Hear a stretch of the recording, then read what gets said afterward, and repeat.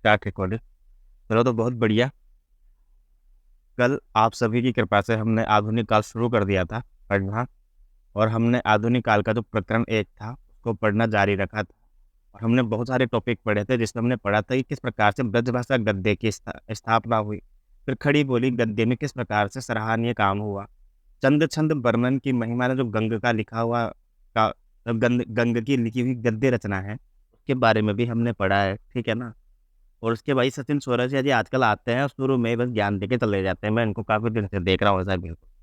तो गंग कवि हो गए एकदम, ये खड़ी बोली वगैरह, ठीक है ना। कोई डीएम वगैरह करे तो मुझे बताना आपको, है ना, कभी कोई ये सब मैसेज वगैरह करे तो, है ना। तो खड़ी बोली और चंद छंद वर्णन की महिमा और ये सब रचना हमने पढ़ी कल, ठीक है। इसके अलावा अगर मैं बात करूँ, यार ये मेरे को यूट्यूब पे नहीं बोलना चाहिए था, पर ठीक है, अब मैं कर दूंगा कट। खड़ी बोली वाला जो हमने पढ़ा चंद छंद वर्णन की महिमा, उसके बाद फिर हमने ये भी पढ़ा यार गद्य में जो पहला परिमार्जित ग्रंथ था, यानी कि पहला जो खड़ी बोली का प्रतिष्ठित या परिमार्जित ग्रंथ है, तो वो था हमने पढ़ा भाषा योग वशिष्ठ। किसका ग्रंथ है? भाषा योग वशिष्ठ, राम प्रसाद निरंजनी, इनको पढ़ा हमने, ठीक है। उसके बाद हमने पढ़ा कि यार खड़ी बोली हिंदी का जो कहीं ना कहीं प्रचार प्रसार हुआ है, जो विस्तार हुआ है ना, वो इस वजह से नहीं हुआ कि अंग्रेजों का आगमन हो गया था या गिलक्रिस्ट के कहने पे या पुस्तकें छाप नहीं थी, नहीं। शुक्ल जी ने बताया है यहाँ पे कि ये सदल मिश्र, इंशाअल्लाह खान, ये सब लल्लू लाल पहले से ही खड़ी बोली हिंदी में रचनाएं करते थे। और उसमें हमने कल ये 4 बहुत महत्वपूर्ण नाम पढ़े थे। मुंशी सदासुखलाल नियाज, ठीक है। उसके बाद हमने पढ़ा इंशाअल्लाह खान को, सदल मिश्र को, लल्लू लाल को। इन चारों को हम पढ़ेंगे, ऐसी बात नहीं है, इन चारों का नाम हमने पढ़ा, बहुत महत्वपूर्ण नाम है। और कल हमने डिटेल में चर्चा की थी किसकी? मुंशी सदासुखलाल नियाज की, ठीक है, जिनकी महत्वपूर्ण रचना हमने पढ़ी थी, कौन सी? नासिकेतोपाख्यान, है ना। ठीक है, ये मुंशी सदासुखलाल नियाज, एक इनकी रचना पढ़ी थी अपन ने, ये बहुत महत्वपूर्ण है। मुंतखब तारिक, है ना। और तो ठीक है, बाकी तो नासिक के तो पख्यान तो सदल मिस्र की रचना है, मैं माफी चाहूंगा। सदल मिस्र की रचना है, क्योंकि मुझे कन्फ्यूजन हो गया सदा सुखलाल नियाज में। अपन ने सदा सुखलाल नियाज पढ़ा था कल, बिल्कुल सदल मिस्र तो आप पढ़ेंगे अपन, क्योंकि सदल मिस्र तो वो है जिनकी भाषा पूर्वीपन लिए हुए है, ठीक है ना, पूर्वीपन लिए हुए है, ठीक है। और ये पंक्तियां हम इनकी पढ़ी थी कल। रस्म और रिवाज भाग का दुनिया से उठ गया, ठीक है, ये भी आप याद रखना। बाकी नीचे चलते हैं, दूसरा हो जाएगा अपना इंशाअल्लाह खान। दूसरे कवि हैं इंशाअल्लाह खान, जो उर्दू के बहुत प्रसिद्ध शायर थे। तो दिल्ली के उजड़ने पर लखनऊ चले गए थे। इनके पिता मीर माशा अल्लाह खान कश्मीर से दिल्ली आए थे, जहाँ वे शाही हकीम हो गए थे।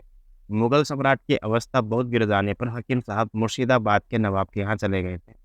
मुर्शिदाबाद में इंशा का जन्म हुआ था। और जब बंगाल के नवाब सिराजुद्दौला मारे गए और बंगाल में अंधेरे अंधेर मचा, तब इंशा जो पढ़े लिखकर अच्छे विद्वान और प्रतिभाशाली कवि हो चुके थे, दिल्ली चले आए और शाह आलम दूसरे के दरबार में रहने लगे।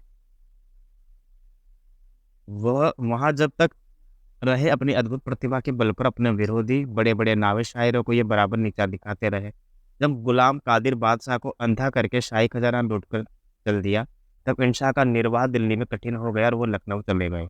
जब संवत 1855 में नवाब सादत अली खान गद्दी पर बैठे थे, तब ये उनके दरबार में आने लगे। बहुत दिनों तक इनकी बड़ी प्रतिष्ठा रही, पर अंत में एक दिन लगे की बात, इनका वेतन आदि सब बंद हो गया, है ना, एक दिन लगी की बात पर, ठीक है ना।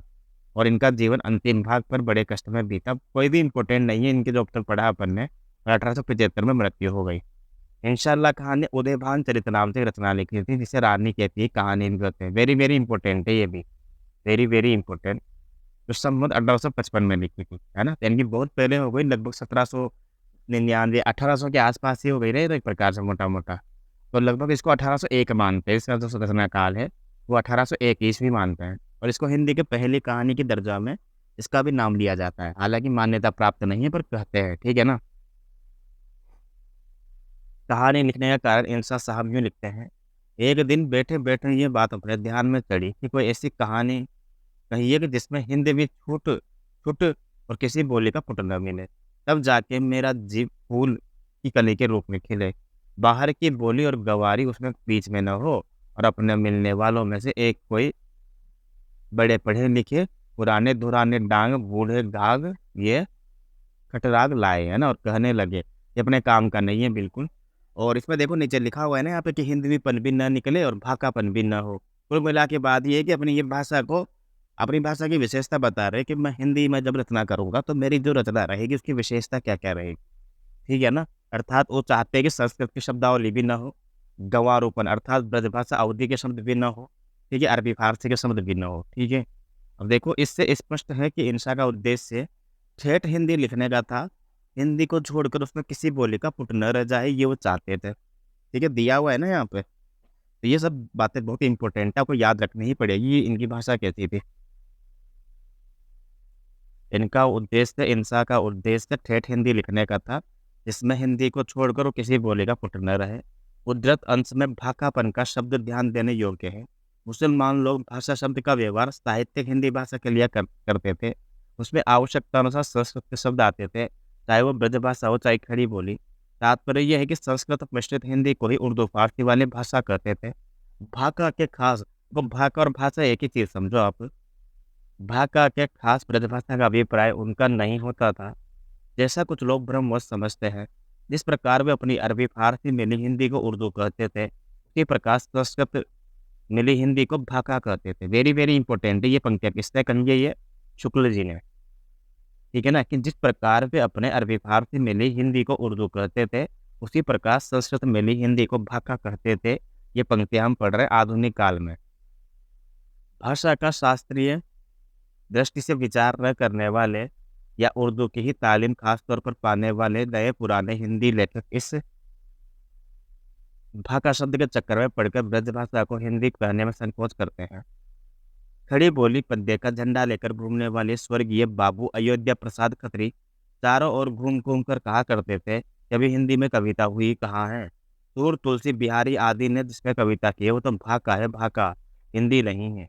संभव है सड़े गए ख्याल के लिए अब भी कुछ लोग संभव है सड़े गड़े ख्याल के लिए अब भी कुछ लोग पड़े हुए हैं ना, मतलब शुक्ल जी चुटकी ले रहे हैं उनके एक प्रकार से, ऐसा है बिल्कुल। तो शुक्ल जी मानते हैं कि जो ये भाषा का विकास है पहले से होता आ रहा है, भाषा का विकास एक दिन में नहीं होता है। पुरानी लिखी हुई रचना भी हिंदी की भाषा मानी जाएगी, है ना?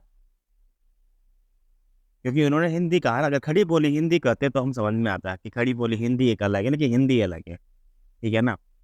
इंसान ने अपनी भाषा को 3 प्रकार के शब्दों से मुक्त रहने की प्रतिज्ञा की थी। बाहर की बोली, गँवारी, ब्रजभाषा अवधि और भाका संस्कृत के शब्दों से। अब इसमें आपको याद होना ही चाहिए, ये 2000% लिख के इम्पोर्टेंट लगा लो आप ये। ठीक बा? ठीक बा। इस बिलगाव से आशा है कि ऊपर लिखी बात स्पष्ट हो गई है। इंसान ने भाक्कापन और भोलापन दोनों को दूर करने का प्रयत्न किया है, पर दूसरी बला किसी न किसी सूरत में कुछ लगी रह गई। फारसी के ढंग का वाक्य विन्यास कहीं-कहीं विशेषतः बड़े वाक्यों में आ ही गया, पर बहुत कम है। जैसे सिर झुकाकर नाक रगड़ता हूँ अपने बनाने वाले के सामने, जिसने हम सबको बनाया। इस सिर झुकाने के साथ ही दिन रात जपता हूँ उस अपने दाता के भेजे हुए प्यारे को, ठीक है ना? बहुत बढ़िया। ये चिट्ठी जो विश्व भरी कुंवर तक जा पहुँची है ना, वो एक शेर भी आता है ना कि, है ना, कि हम सबको हिंदी बोलनी चाहिए, है ना? जालिम ने ये बात भी हिंदी में नहीं कही। टाइप से एक शेर आता है कि हम सबको सिर्फ हिंदी बोलनी चाहिए, हिंदी ही बोलनी चाहिए, इस टाइप से। तो बढ़िया शेर चलता है इस पे कि जालिम ने ये बात भी हिंदी में नहीं कही, क्योंकि हिंदी खुद का आपका जो शब्द है वो फारसी शब्द ऐसा है बिल्कुल। और भाषा को लेके कभी भी किसी प्रकार का मनमुटाव नहीं होना चाहिए। ठीक है, अपनी भाषा को सम्मान देना चाहिए और अपनी भाषा या शब्दावली का प्रयोग किया जाना चाहिए। और जो शब्द रूढ़ हो चुके हैं, जो शब्द ऑलरेडी ही आपकी भाषा में आकर जो एकदम सामान्य बोलचाल के लिए एकदम स्थिर हो चुके हैं, तो उनको आप काहे पलटना चाहते हैं भाई, है ना? आरंभ काल में चारों लेखकों में इंशा की भाषा सबसे चटकीली मटकीली और मुहावरेदारों चलती है।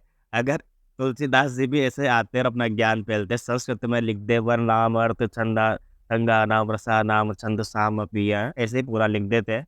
तो तुलसीदास ही समझते हैं उसको, और तुलसीदास के जैसे 2-4 लोग समझते हैं, कोई इतना बढ़िया नहीं समझ पाता। इसलिए भाषा हो सीधी-सादी, है ना? हमारे एक दोस्त है, उनका एक शेर है, सीधी-सादी ज़बान में लिखना, है ना, बहुत मुश्किल होता है आसान लिखना।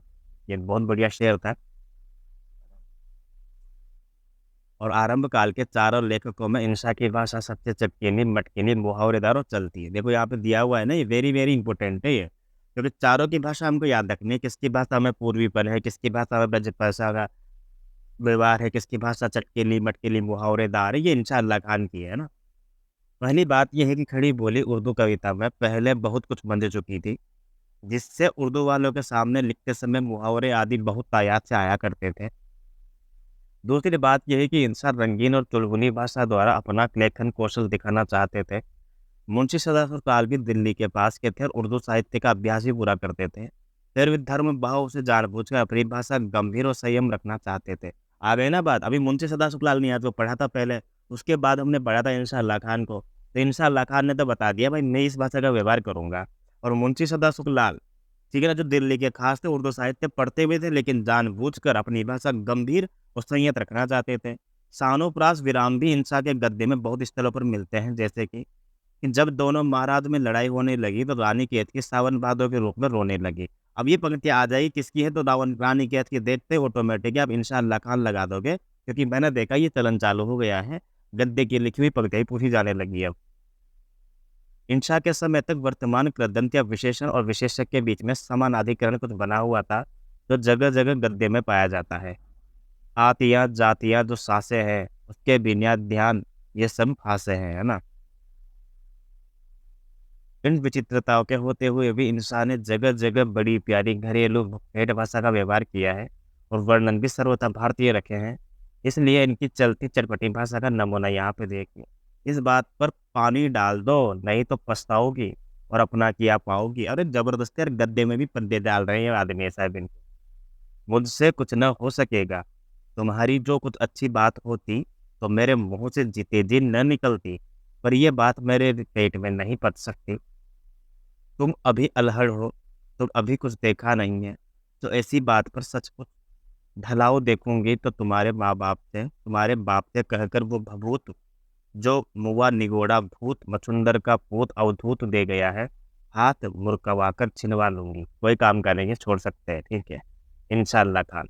उदयभान चरित, रानी कैद की कहानी, चटकीली मटकीली भाषा, दिल्ली का पहले लखनऊ फिर वापस दिल्ली, खत्म बात। लल्लू लाल जी, बहुत बढ़िया। आगरे के रहने वाले थे पर गुजराती ब्राह्मण थे, वेरी वेरी इंपॉर्टेंट है ये। इनका जन्म संवत 1820 में होता है। 1820 को आजकल 57 से माइनस करते हैं, कितने मिलते हैं आजकल। 10 में 7 जाता है तो 3, 11 में से 5 जाता है तो 7, 7 और 4 11, भाई 6 बचता है ना यार, ठीक है ना, बिल्कुल। 1763 के आसपास मोटा मोटा जन्म बैठता है। संस्कृत के विशेष जानकार तो ये नहीं जान पड़ते हैं, वेरी वेरी इंपॉर्टेंट है भाई साहब ये, ठीक है ना। पहली बात तो गुजराती ब्राह्मण, आगरा में रहते थे, पर भाषा कविता के अभ्यास इन्हें था। उर्दू भी कुछ कुछ जानते थे। सन 1860 में कलकत्ता के फोर्ट विलियम कॉलेज के अंदर अध्यापक जॉन क्लास्ट गिलग्रास्ट के कहने से खड़ी बोली गद्य में प्रेम सागर लिखा था। प्रेम सागर ग्रंथ किसने लिखा था ये मैं आपको पहले भी 50 बार बता चुका हूँ, और बहुत इंपॉर्टेंट ग्रंथ है ये, आपको याद होना भी चाहिए, ठीक है। तो प्रेम सागर क्या है, जिसमें भागवत के 10वें स्कंध की कथा की वर्णन की गई है, ठीक है। इंशाअल्लाह के सामान इन्होंने कहीं ठेठ हिंदी लिखने का संकल्प तो नहीं लिया था, पर विदेशी शब्दों के न आने देने की प्रतिज्ञा अवश्य लक्षित होती है, ठीक है। यदि ये उर्दू न जानते होते तो अरबी फारसी के शब्द बचाने में उतने कृतकार्य कभी न होते। बहुत तेरे अरबी फारसी के शब्द बोलचाल की भाषा में इतने मिल गए थे कि उन्हें केवल संस्कृत हिंदी जानने वाले के लिए पहचानना भी कठिन था, है ना। मुझे एक पंडित जी का स्मरण है जो लाल शब्द तो बराबर बोलते हैं, पर कलेजा और बैंगन शब्द को मलेच्छ भाषा के समक्ष बचाते थे, है ना। लल्लू लाल जी अनजान में कहीं कहीं ऐसे शब्द लिख गए हैं जो फारसी या तुर्की के हैं, जैसे बैरक शब्द तुर्की का बैरक है, जिसका अर्थ है झंडा। प्रेम सागर में शब्द आया है कि शिवजी ने एक धौजा बाणासुर को दे के कहा इस बैरक को ले जाए, है ना, यानी कि इस झंडे को ले जाए, ठीक है। पर ऐसे शब्द 2-4 जगह ही मिलती है। यद्यपि मुंशी सदाशिवलाल ने भी अरबी फारसी के शब्दों का प्रयोग न करके संस्कृत, अब देखो ये वेरी वेरी इंपॉर्टेंट है, मुंशी सदाशिवलाल नियाज की भाषा कैसी है, संस्कृत निष्ठ साधु भाषा, वेरी वेरी इंपॉर्टेंट है ये। एजीटी शब्दावली छपेगी एग्जाम में, साधु भाषा जरूर लिखा हुआ मिलेगा आपको, ठीक है ना। कि सदाशिवलाल नियाज की भाषा कैसी है, सदा सुख 2 बार स आ रहा है इसमें, तो संस्कृत मिश्रित साधु 2 बार स यहाँ पे भी आ रहा है। लिखने का प्रयत्न किया, पर लल्लू लाल जी की भाषा से उसमें बहुत कुछ भेद दिखाई देता है। मुंशी जी की भाषा साफ सुथरी खड़ी बोली है, किसकी, संस्कृत मिश्रित साधु भाषा यानी कि सदाशुक लाल व्यास की भाषा साफ सुथरी खड़ी बोली है, पर लल्लू लाल जी की भाषा कृष्ण उपासक व्यासों की सी ब्रज रंजित खड़ी बोली है, अर्थात थोड़ा बहुत ब्रज का पुट मिल जाता है। आगरे का बंदा है, गुजरात का रहने वाला था, लेकिन ब्रज रंजित खड़ी बोली है। हो गई चारों की भाषा। अतः पूर्वीपन लिए हुए किसकी भाषा है? पूर्वीपन लिए हुए, पूर्वीपन अर्थात भोजपुरी के शब्द आ जाए तो सदल मिश्र की। ठीक है, चटकेली मटकेली किसकी हो जाएगी? अपने इंशाअल्लाह खान की। संस्कृत मिश्रित साधु भाषा हो जाएगी मुंशी सदाशिव लाल रियाज की। और ब्रज रंजित खड़ी बोली का प्रवाह किसकी भाषा में मिलता है? लल्लू लाल। और वैसे भी याद हो जाएगा ना यार, अपने एक ही तो लाल है, कृष्ण कन्हैया लाल। तो से लल्लू लाल से हम कृष्ण कन्हैया लाल याद रखेंगे, कृष्ण का संबंध ब्रज से याद रखेंगे, और ब्रज रंजित खड़ी बोली लिख देंगे हम। ठीक बा? ठीक बा। सम्मुख जाय सिर नाय सोई भई कीजे, निरख लीजो ऐसो शब्द बराबर प्रयुक्त है। अकबर के समय में गंग कवि ने जैसी खड़ी बोली लिखी थी, वैसे ही खड़ी बोली लल्लू लाल ने भी लिखी थी। दोनों की भाषाओं में बस इतना ही अंतर था कि गंग ने इधर उधर फारसी के शब्द भी ले लिए थे, पर लल्लू लाल जी ने बचाए रखा। भाषा की सजावट भी प्रेम सागर में पूरी है। विरामों पर तुकबंदी के अतिरिक्त वर्णन वाक्य भी बड़े बड़े आए हैं, पर अनुप्रास भी यत्रा तत्रा है। मुहावरों का प्रयोग कम है। सारांश ये है कि लल्लू लाल जी का काव्याभास गद्योक्तों की कथा वार्ता के काम का ही अधिकतर है। न नित्य व्यवहार के अनुकूल है, न संबंध विचारधारा के योग्य। प्रेम सागर के दो नमूने नीचे दिए गए हैं, जिसमें श्री सुखदेव मुनि जी कहते हैं कि महाराज, विश्व के अति अनीति देख नृप पावस प्रचंड पशु पक्षी जीव जंतुओं की दशा विचार चारों ओर से दल बादल साथ ले उड़ने को चढ़ आया। इस समय गन जो गरजता था, सोई तो धोसा बजता था। अब ये देखो, सोई ये सारे शब्द जो है ब्रजभाषा के हो गए। और वर्ण वर्ण की घटा जो घिर आई थी, सोई शूरवीर रावत थे, तिनके बीज बीच बीच बिजली की दमक शस्त्रा से चमकती थी। बंग पात ठोर ठोर दवद सी फहरा रही थी। कोई काम के नहीं है, बस इसके सुखदेव मुनि वाली पंक्तियां यहाँ से शुरू हो रही है। सुखदेव मुनि महाराज का नाम आता है भागवत कथा में, और भागवत का अनुवाद किया है लल्लू लाल जी ने। ठीक है ना? नीचे चलते हैं। इतना कहकर महादेव जी गिरजा को साथ लेकर गंगा तीर पर जाए, नीर में नहाए नहलाए, अति लाड प्यार से लगे पार्वती जी को वस्त्र आभूषण पहराने। निदान अति आनंद में मगन हो, डमरू बजाए बजाए तांडव नाच नाच, संगीत शास्त्र की रीति से गाए गाए लगे रिझाने। छोड़ सकते हैं ये पंक्तियां भी, छोड़ सकते हैं नीचे। कि जिस काल उषा 12 वर्ष की हुई तो उसके मुख चंद्र की ज्योति देखकर पूर्णमासी का चंद्रमा भी छविहीन हुआ था। ठीक है ना? आगे चलते हैं अगला पैराग्राफ में। कि लल्लू लाल ने खड़ी बोली, हिंदी और ब्रजभाषा तीनों में गद्य की पुस्तकें लिखी है। वेरी वेरी इंपॉर्टेंट हो जाएगा कि उर्दू में भी लिखी है खड़ी बोली, हिंदी में भी और ब्रजभाषा में। ये संस्कृत नहीं जानते थे। ब्रजभाषा में लिखी हुई कई कथाएं और कहानियों को उर्दू और हिंदी गद्य में लिखने के लिए इनसे कहा गया था। इनके अनुसार सिंहासन बत्ती थी। वेरी वेरी इंपॉर्टेंट है, लल्लू लाल की सारी पुस्तकें इंपॉर्टेंट है, सदल मिश्र की भी, इंशाअल्लाह खान की भी, सदाशिव लाल नियाज की भी।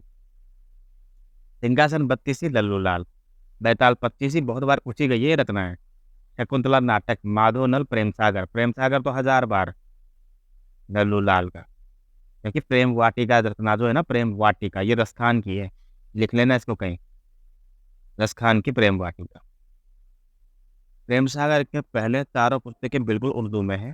इनके अतिरिक्त संवत 1869 में इन्होंने राजनीति के नाम से हितोपदेश की कहानियां भी ब्रजभाषा गद्य में लिखी है। अतः राजनीति नाम से एक ग्रंथ है, किसका है ये? लल्लू लाल का। ठीक है।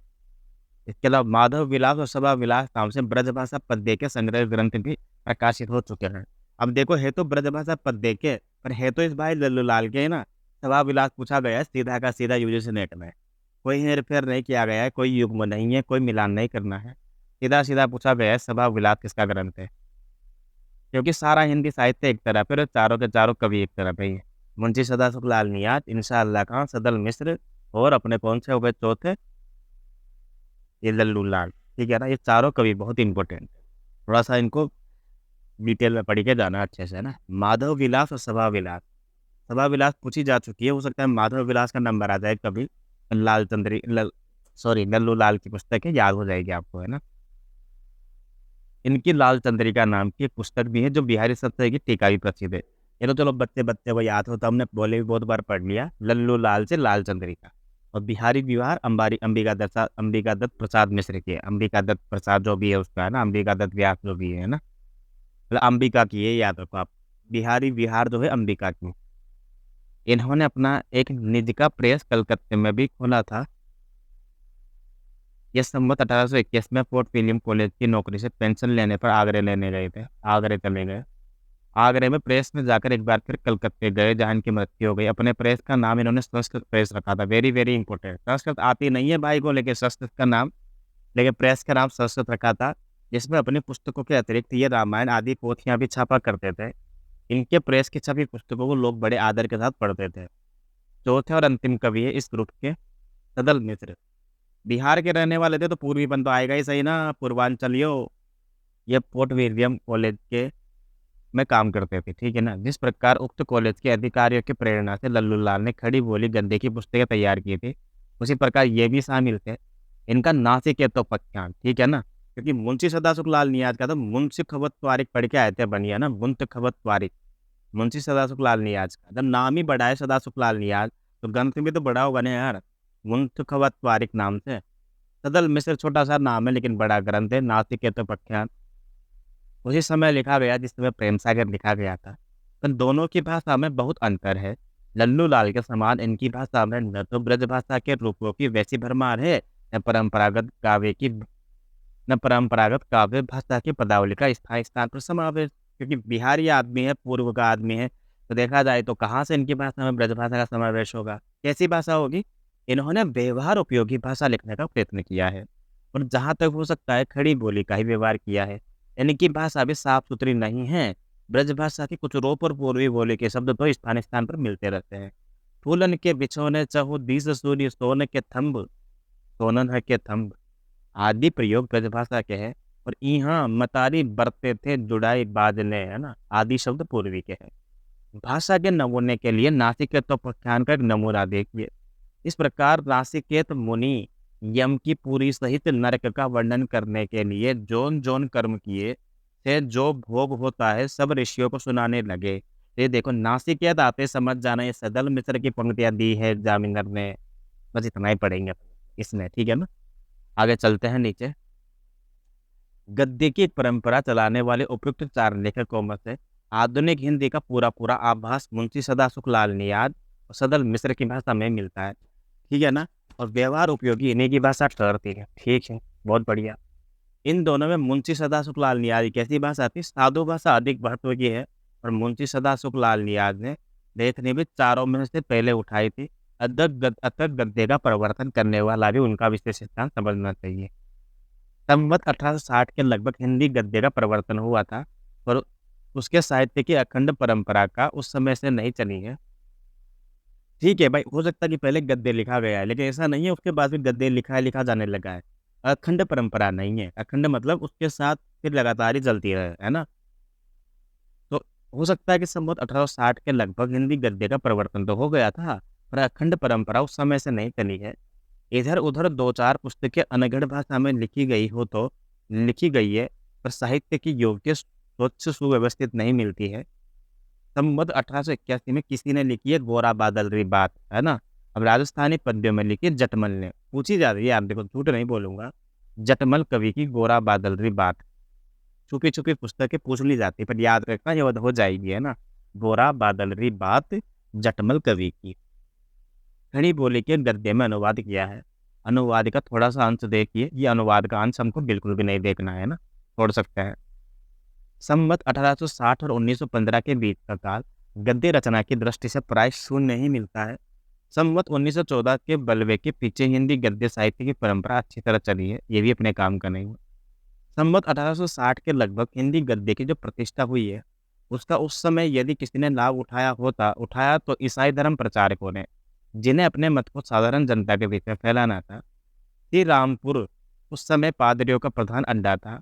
विलियम कैरे तथा कई अंग्रेजी पादरियों के उद्योग ने इंजील का अनुवाद उत्तर भारत की कई भाषाओं में हुआ है। कहा जाता है कि बाइबल का हिंदी अनुवाद स्वयं कैरे साहब ने किया था। संवत 1866 में उन्होंने नए धर्म नियम का हिंदी अनुवाद प्रकाशित किया। उस संवत 1875 में समग्र ईसाई धर्म पुस्तक का अनुवाद पूरा हुआ। इस संबंध में ध्यान देने की बात यह है कि अनुवादकों ने सदासुख और लल्लूलाल की विशुद्ध भाषा को एक आदर्श भाषा माना है, उर्दूपन को बिल्कुल दूर रखा। इससे यह सूचित होता है कि फारसी अरबी मिलिक भाषा को साधारण जनता का लगाव नहीं था, जिसके बीच मत का प्रचार करना था। जिस भाषा में साधारण हिंदू जनता अपने कथा पुराण कहती सुनती आती थी, उसी भाषा का अवलंबन ईसाई उपदेशकों को आवश्यक दिखाई पड़ा। इस संस्कृत मिश्रित भाषा का विरोध करना कुछ लोग एक फैशन समझते थे। उसे साधारण समुदाय उर्दू की अपेक्षा अधिक परिचित रहा और है। जिन अंग्रेजों को उत्तर भारत में रहकर केवल मुंशियों और खानसामों की ही बोली सुनने का अवसर मिलता है, वे अब भी उर्दू या हिंदुस्तानी को यदि जनसाधारण की भाषा समझा करें तो कोई आश्चर्य नहीं है। पर उन पुराने पादरियों ने जिस शिष्ट भाषा में जनसाधारण को धर्म और ज्ञान आदि के उपदेश सुनते सुनाते पाया, उसी को ग्रहण किया है। ईसाइयों ने अपनी धर्म पुस्तक के अनुवाद की भाषा में फारसी और अरबी के शब्द जहाँ तक हो सका है नहीं लिए हैं और ठेठ ग्रामीण शब्द तक दर्ज रखे गए हैं। उनकी भाषा सदासुख और लूलाल के ही नमूने पर चलती है। उसमें से कुछ विलक्षण सासी दिखाई पड़ती है। वह मूल विदेशी भाषा की वाक्य रचना और शैली के कारण है। प्रेम सागर के समान ईसाई धर्म पुस्तक में भी करने वाले के स्थान पर करनहार, टक के स्थान पर लो, कमरबंद के स्थान पर पटु का प्रयोग हुए हैं। पर लल्लू लाल की तरह ब्रजभाषा पर नहीं आने पाया है। आए जाए का व्यवहार न होकर आके जाके व्यवृत है। सारांश यह है कि ईसाई मत प्रचारकों ने विशुद्ध हिंदी का व्यवहार किया है। नीचे इनका नमूना देख सकते हैं कि तब यीशु योहन से बपतिस्मा लेने को उस पास शालील से यरदन के तीर पर आया, परंतु योहन पर यह कहकर उसे बरसने लगा कि मुझे आपके हाथ से बपतिस्मा लेना आवश्यक है। छोड़ सकते हैं, बाकी और कोई काम का नहीं है अपने। नीचे चलते हैं। इसके आगे ईसाइयों की पुस्तकें और पंपलेट बराबर निकलते रहे। श्री रामपुर प्रेस में संवत 1893 में दाऊद की गीत नाम की पुस्तकें छपी, जिनकी भाषा में कुछ फारसी अरबी के शब्द चलते चलते रख भी मिलते हैं। पर इनके पीछे अनेक नगरों से बालकों की शिक्षा के लिए ईसाइयों के छोटे मोटे स्कूल खुलने लगे और शिक्षा संबंधित पुस्तकें भी निकलने लगी। इन पुस्तकों की हिंदी भी वैसे ही सरल और विशुद्ध होती थी जैसे बाइबल के अनुवाद। आगरा, मिर्जापुर, मुंगेर आदि जिले उस समय ईसाइयों के प्रचार के मुख्य केंद्र थे। अंग्रेजी की शिक्षा के लिए कई स्थानों पर स्कूल और कॉलेज खुल चुके थे, जिसमें अंग्रेजी के साथ साथ हिंदी उर्दू भी पढ़ाई चलती थी। अतः शिक्षा संबंधित पुस्तकों की मांग 1900 के पहले ही पैदा हो गई थी। शिक्षा संबंधित पुस्तकों के प्रकाशन के लिए 90 के लगभग आगरा में पादरियों की एक स्कूल बुक सोसाइटी स्थापित हुई है, जिसमें इंग्लैंड के एक इतिहास का और मोर्समैन साहब के प्राचीन इतिहास का अनुवाद कथासार के नाम से प्रकाशित हुआ है। जो भी इम्पोर्टेंट तथ्य आएगा मैं बता दूंगा, आपको लोड नहीं लेना है। कथासार के लेखक या अनुवादक रतनलाल जी थे। इनके संपादक मूर साहब थे। शरण शरण दववत मध्य ने अपने छोटे से अंग्रेजी वक्तव्य में लिखा था कि यदि सर्वसाधारण से इस पुस्तक को प्रोत्साहन मिलता है तो इसका दूसरा भाग वर्तमान इतिहास ही प्रकाशित किया जाएगा। भाषा इस पुस्तक की विशिष्ट और पंडितावती की के स्थान पर करी और पाते हैं के स्थान पर पावते हैं आदि प्रयोग बराबर मिलते हैं। भाषा का नीचे नमूना दिया हुआ है, इस नमूने को हम छोड़ सकते हैं। आगरे की उक्त सोसाइटी, अगला पैराग्राफ आ जाओ, कि आगरे की उक्त सोसाइटी के लिए 97 में पंडित ओंकार भट्ट ने भूगोल सार और 4 में पंडित बद्रीलाल शर्मा ने रसायन प्रकाश। ये एग्जाम में कभी पूछा हुआ नहीं मिलता है, कभी तो उतना महत्वपूर्ण है नहीं है। ताकि चलते हैं नीचे। कलकत्ता में भी ऐसी ही एक स्कूल बुक ऑफ सोसाइटी थी, इसने पदार्थ विद्यासागर आदि कई वैज्ञानिक पुस्तकें निकाली थी। इस प्रकार कुछ रीडरें भी मिशनरियों के तापेखाने से निकली थी, जैसे आजमगढ़ रीडर जो इलाहाबाद मिशन प्रेस से प्रकाशित हुई थी, है ना। बल्बे के कुछ पहले ही मिर्जापुर में ईसाइयों का एक आरएफएन प्रेस खुला था, जिससे शिक्षा संबंधी कई पुस्तकें शेरिंग साहब के संपादन से निकली थी। भूचरित्र दर्पण, भूगोल विद्या, मनोरंजक वृत्तांत, जंतु प्रबंध, विद्यासार, विद्वान संग्रह, ये पुस्तकें इतने टाइम के बीच की है। तब वे मिशन सोसाइटियों के द्वारा बराबर विशुद्ध हिंदी में पुस्तकें, पंपलेट आदि छपते आ रहे थे, जिनमें कुछ खंडन, मुंडन, उपदेश, भजन आदि रहा करते थे। आशी और जान के भजन देसी रियासत ईसाइयों में बहुत प्रचलित है और अब तक गाए जाते हैं। सारांश यह है, हिंदी गद्य के प्रसार में ईसाइयों का बहुत कुछ योग रहा है, बहुत इम्पोर्टेंट नहीं है। शिक्षा संबंधी पुस्तकें तो पहले पहल उन्होंने तैयार की है। इन बातों के लिए हिंदी प्रेमी उनका सदा कृतज्ञ रहेंगे। बहुत बढ़िया। कहने की आवश्यकता नहीं है कि ईसाइयों के प्रचार कार्य का प्रभाव हिंदुओं की जनसंख्या पर ही पड़ रहा था। अतः हिंदुओं के शिक्षित वर्ग के बीच में स्वधर्म की रक्षा की आकुलता दिखाई पड़ने लगी है। ईसाई उपदेशक हिंदू धर्म की स्थूल और बाहरी बातों को लेकर ही अपना खंडन मंडन चलाते आ रहे थे। यह देखकर बंगाल में राजा राममोहन राय ने उपनिषद और वेदांत का ब्रह्म ज्ञान लेकर उनका प्रचार करने खड़े हो गए। नूतन शिक्षा के प्रभाव में पढ़े लिखे लोगों में से बहुतों ने मूर्ति पूजा, तीर्थाटन, जाति पाति आदि के प्रति अश्रद्धा तो रखी थी। अतः राममोहन राय ने इन बातों को अलग करके शुद्ध ब्रह्म उपासना का प्रवर्तन किया। अतः ब्रह्म समाज के प्रवर्तक कौन हो जाएंगे? राजा राममोहन राय। लाख टके की बात है, इंपॉर्टेंट है, याद रखनी है अपन को, ठीक है ना, बहुत इंपॉर्टेंट है। अतः ब्राह्मण समाज की क्या क्या विशेषता है कि भाई वो उपनिषद और वेदांत के ब्रह्म ज्ञान का प्रचार कर रहे थे, परंतु मूर्ति पूजा का खंडन करते थे, तीर्थाटन, जाति पाति, छुआछूत आदि का खंडन करते थे। और ये हमको विशेषता याद होने ही चाहिए। इसके लिए कोई भी हमको दूसरा मार्ग नहीं अपनाना पड़ेगा, ठीक है ना, ये याद रखनी ही पड़ेगी।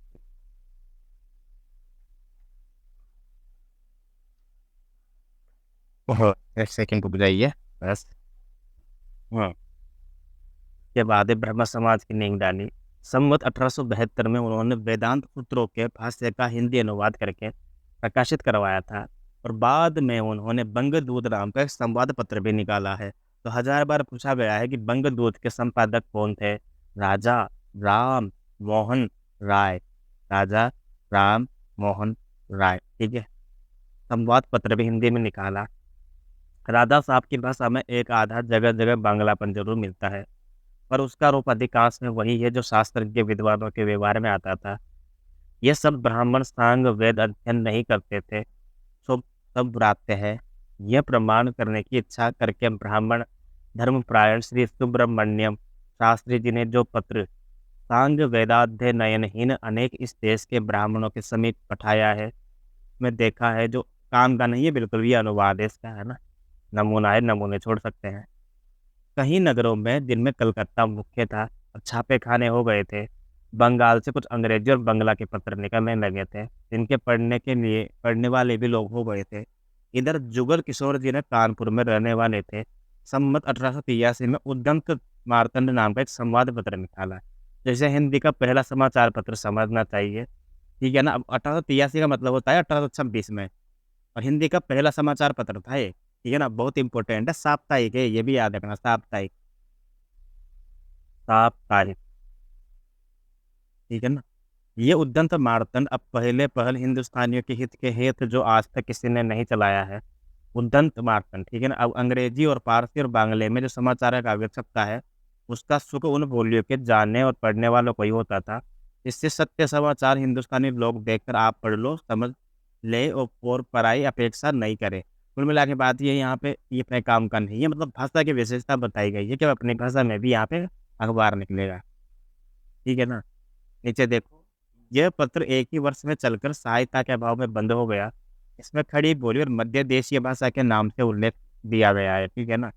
भाषा का स्वरूप दिखाने के लिए कुछ उदाहरण दिया गया है, जो हम काम का होगा तो पढ़ेंगे, वरना एक एक लाइन पढ़ के छोड़ देंगे। एक यशी वकील वकालत का काम करते करते बूढ़ा होकर अपने दामाद को यहाँ काम सौंप कर सूचित हुआ। दामाद कई दिन तक काम करके एक दिन आया तो प्रसन्न होकर बोला, हे महाराज, आपने जो कुछ फलाने का पुराना संगीन मुकदमा हमें सौंपा था, आज फैसला हो गया है, ठीक है। यह सुनकर वकील पछता कर बोला, अरे तुमने सत्यानाश कर दिया है। उस मुकदमे से हमारे बाप बड़े थे, इस पीछे हमारे बाप मरते समय हमें हाथ उठा करके दे गए थे, और हमने कभी भी उसको बना रखा हो, अब तक भली भांति अपना दिल कटा हो। वही मुकदमा तुमको सौंप कर समझाता कि तुम भी अपने बेटे पोते परोते तक पलोगे, पर तुम थोड़े से दिनों में उसे खो बैठे। बहुत बढ़िया व्यंग्य वाली बात यहाँ पे कही गई है। कहते हैं ना कि सालों साल केस चलते हैं पर न्याय नहीं मिलता, वही वाली बात है। अगली वाली बात है कि 19 नवंबर को अवध बिहारी बादशाह ने आवने की तोपें छूटी। उस दिन तीसरे पहर को पटालंग साहिब और हेल साहिब छोड़ सकते ही अपने काम की बिल्कुल भी नहीं है। अगला पैराग्राफ देखो कि रीतिकाल के समाप्त होते होते अंग्रेजी राज्य देश में पूर्ण रूप में स्थापित हो गया था।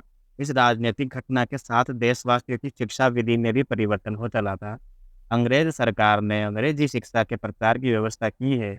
54 में ईस्ट इंडिया कंपनी के डायरेक्टरों के पास अंग्रेजी की शिक्षा द्वारा भारतवासियों को शिक्षित बनाने का परामर्श भेजा गया था। उस समय उस पर कुछ न हुआ। पीछे राजा राममोहन राय प्रभृति कुछ शिक्षित और प्रभावशाली सज्जनों के उद्योग से अंग्रेजी की पढ़ाई के लिए कलकत्ता में हिंदू कॉलेज की स्थापना हुई है, जिससे लोग अंग्रेजी पढ़ पढ़ कर निकलने और सरकारी नौकरियां पाने लगे। देशी भाषा बढ़कर भी कोई शिक्षित हो सकता है, ये विचार उस समय तक लोगों को नहीं था। अंग्रेजी के सिवाय किसी भाषा पर ध्यान जाता था तो संस्कृत या अरबी पर। संस्कृत की पाठशालाओं और अरबी के मदरसों को कंपनी की सरकार से थोड़ी बहुत सहायता मिलती आ रही थी, पर अंग्रेजी के शौक के सामने इस पुरानी संस्थाओं की ओर से लोग उदासीन होने लगे। उनको जो सहायता मिलती थी वो धीरे धीरे वही बंद हो गई। कुछ लोगों ने इन प्राचीन भाषाओं की शिक्षा का पक्ष ग्रहण किया था, पर मैकाले ने अंग्रेजी की शिक्षा पर इतना जोर किया था और पूर्वी साहित्य के प्रति ऐसी उपेक्षा प्रकट की थी कि कंपनी की सरकार ने अंग्रेजी शिक्षा के प्रचार का प्रस्ताव पास कर दिया और धीरे धीरे अंग्रेजी के स्कूल खुलने लगे। मैकाले बहुत इंपॉर्टेंट नाम है, ठीक है ना। अंग्रेजी शिक्षा की व्यवस्था हो जाने पर अंग्रेजी सरकार का ध्यान अदालती भाषा की ओर भी गया और मुगलों के समय अदालती कार्रवाई और दफ्तर के सारे काम फारसी में होते थे। ये वेरी वेरी इंपॉर्टेंट है, ये पूछा गया ही है ना कि मुगलों के समय सारे काम जो दफ्तर के थे कौन सी भाषा में होते थे, फारसी में होते थे। जब अंग्रेजों का आधिपत्य हुआ तो उन्होंने अंग्रेजों में ही वही परंपरा जारी रखी, अंग्रेजों में है ना, अंग्रेजी में। ये पूछा जाता है बहुत बार एग्जाम में। दफ्तरों की भाषा फारसी रहने तो दी गई, ठीक है। अभी करते हैं, आपसे चर्चा करते हैं ग्रुप में जो भी बात करना चाहते हैं, बस थोड़ी देर और पढ़ लेते हैं। दफ्तरों की भाषा फारसी रहने तो दी गई, पर उस भाषा और लिपि से जनता के अपरिचित रहने के कारण लोगों को जो कठिनता होती थी उससे कुछ दूर करने के लिए संवत 1860 में एक नया कानून जारी होने पर कंपनी सरकार की ओर से ये आज्ञा निकाली गई है ना। कितना बचा हुआ एक बार देख के बताना बीना जी, सीमा जी, है ना, इसके बाद जो अपन पढ़ रहे हैं। किसी को इस बात का उजूर नहीं हुए कि ऊपर के दफे का लेखा हुकुम सबसे वाकिफ नहीं है। हर एक जिले के कलेक्टर, ये उदाहरण है, उदाहरण छोड़ सकते हैं अपन। फारसी की अदालती भाषा होने के कारण जनता को कठिनाइयाँ होती थी, उनका अनुभव अधिकाधिक होने लगा, ठीक है ना। अतः सरकार ने 93 में इश्तिहारनामे निकाले कि अदालती सब काम देश की प्रचलित भाषा में हुआ करेंगे। हमारे संयुक्त प्रदेश के सदर बोर्ड की तरफ से जो इश्तिहारनामा हिंदी में निकला था उसकी नकल नीचे दी गई है, ठीक है ना। इश्तिहारनामा बोर्ड सदर, ये अपने काम का है नहीं, लेकिन एक लाइन पढ़ लेते हैं कि कक्षा के सदर बोर्ड के साहिबों ने यह ध्यान किया है कि कचहरी के सब काम फारसी जबान में लिखा पढ़ा करते थे, तो लोगों को हर्ज होता था, तलफ होता था। अब सब अपने अपनी भाषा में लिख करके दाखिल करने पावे तो बड़ी बात होगी। कुल मिला के बात यह है कि अपनी भाषा में अब सारे कार्यवाही होगी, ठीक है ना। इस इश्तिहारनामे में स्पष्ट कहा गया है कि बोली हिंदी ही हो, अगर नागरिक स्थान पर फारसी भी हो सकते हैं। खेद की बात यह है कि उचित व्यवस्था चलने न पाई और मुसलमानों की ओर से इस बात का घोर प्रयत्न हुआ कि दफ्तरों में हिंदी रहने नहीं पाए, उर्दू चलाए जाए। उनका चक्र बराबर चलता रहा, यहाँ तक कि 1 वर्ष बाद ही उर्दू हमारे प्रांत के सब दफ्तरों की भाषा भी कर दी गई थी, ठीक है ना। सरकार की कृपा से खड़ी बोली का अरबी फारसी मय रूप इतने पढ़ने की अदालती भाषा होकर सबके सामने आ गया। जीविका और मान मर्यादा की दृष्टि से उर्दू सीखना आवश्यक हो गया। देश भाषा के नाम पर लड़कों को उर्दू ही सिखाए जाने लगी। उर्दू पढ़े लिखे लोगों को शिक्षित कराने लगे थे। हिंदी की काव्य परंपरा यद्यपि राज दरबारों के आश्रय में चली चलती थी, पर उसके पढ़ने वालों की संख्या भी घटती जा रही थी। नव शिक्षित लोगों का लगाव उसके साथ कम होता जा रहा था।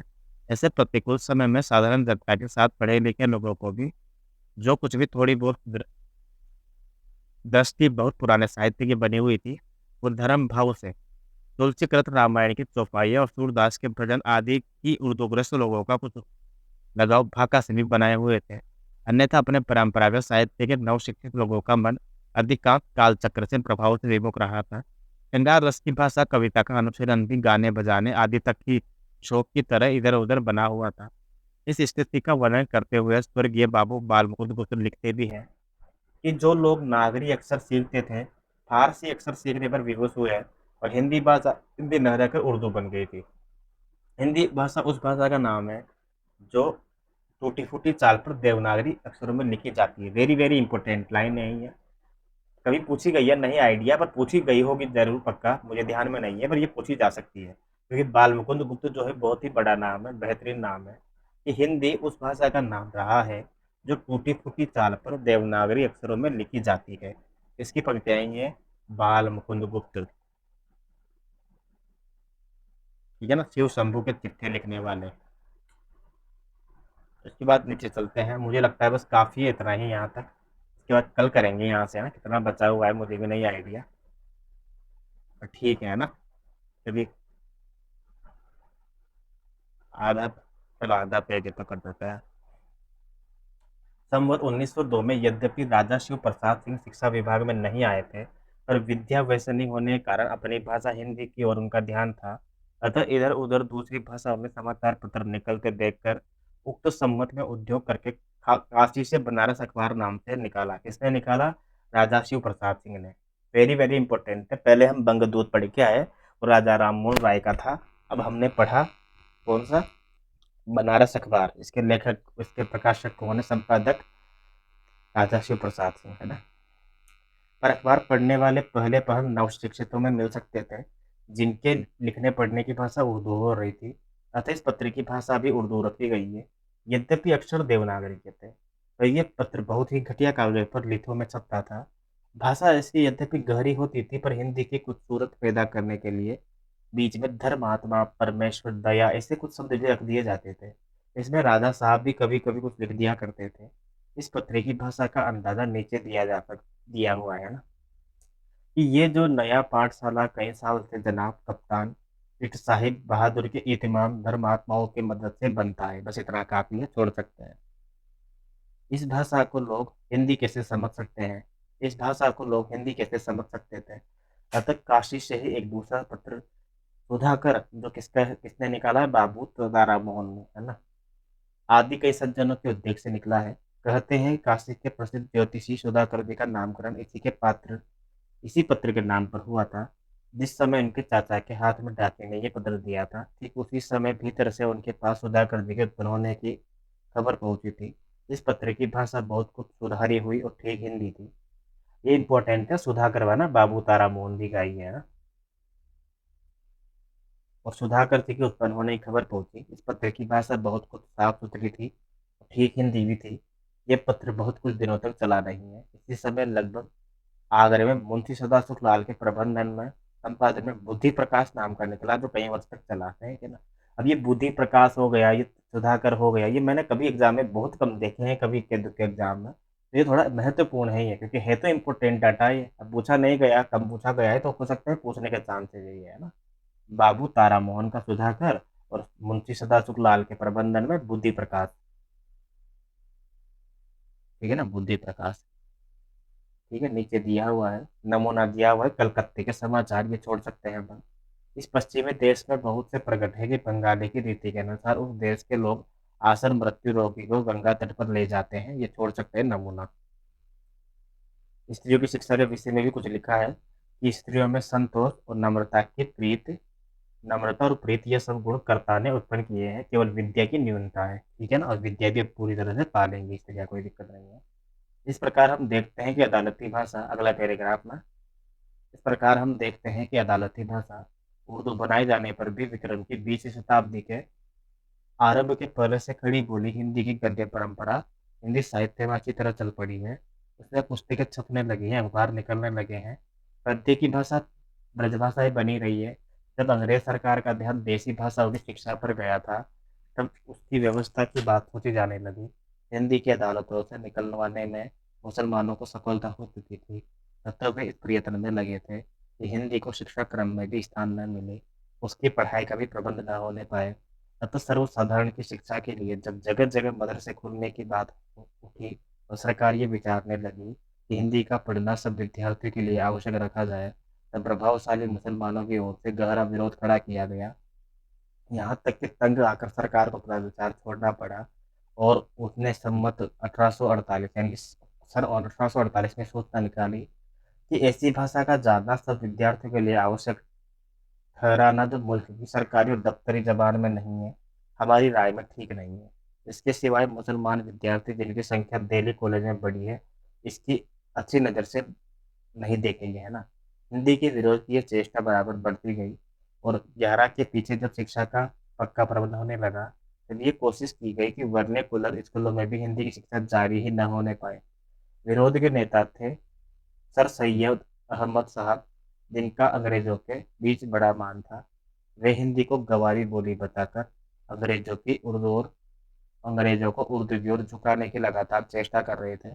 इस प्रांत के हिंदुओं में राजा शिव प्रसाद सिंह अंग्रेजों की इसी ढंग के कृपापात्र थे, जिस ढंग में सर सैयद अहमद थे। ठीक है, बहुत इंपॉर्टेंट है। अतः हिंदी की रक्षा में उन्हें खड़ा होना पड़ा, और वे बराबर इस संबंध में यत्नशील रहे कि हिंदी उर्दू का झगड़ा 20 वर्षों तक भारत हिंदू के समय तक चलता रहा। बहुत बढ़िया यार, बहुत ही बेहतरीन है यहाँ पे जो भी लिखा हुआ था ये। ठीक है। इसके बाद है गार सदर तासी। ये बहुत इंपॉर्टेंट है, यहाँ से अपन कल ही पढ़ेंगे, मेरी बात मानो। कितना बचा हुआ है वैसे, क्योंकि ये मजा आएगा ना इस चैप्टर को पढ़ने में, बढ़िया से फ्रेश माइंड के साथ पढ़ेंगे, कोई दिक्कत नहीं है कल से, है ना। यहाँ से कल पढ़ेंगे। राजा शिव प्रसाद सितारे हिंद को हमने पढ़ा है यहाँ पर। ठीक है ना। इनकी ही पंक्तियाँ पूछी जाती है यूजीसी नेट में। न खास उर्दू, न खास हिंदी, जबान गोया मिली जुली हो। मिली जुली हो, ठीक है ना। पूछी जाती है, किसकी पंक्ति है? राजा शिव प्रसाद सितारे हिंदी की, ठीक है ना। और बहुत बड़ा नाम है इनका, आगे और भी पढ़ेंगे यार, बहुत सारे नाम है जो छुपे हुए हैं, जिनको विशेष तो मुख्य धारा में नहीं पढ़ते हैं, है ना। लेकिन उन्होंने हिंदी के प्रचार प्रसार के लिए अपना बहुत बड़ा योगदान दिया है। ठीक है। 487 से कल से पढ़ेंगे अपन। क्लास कैसी लगी कमेंट जरूर करना, शेयर भी जरूर कर देना, ताकि रिकॉर्डिंग को बंद कर देते हैं। तो